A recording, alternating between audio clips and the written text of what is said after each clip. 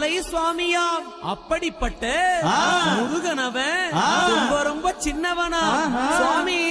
சின்ன சின்ன முருகைய சிங்கார முருகைய கொஞ்சி கொஞ்சி தமிழ் பேசும் செந்தில் வடிவேலனவ.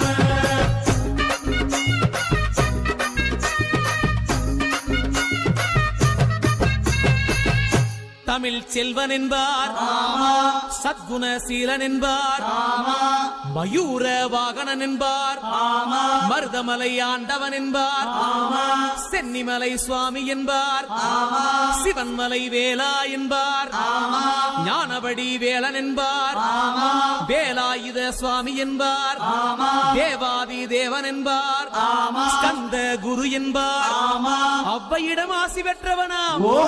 அப்பனுக்கு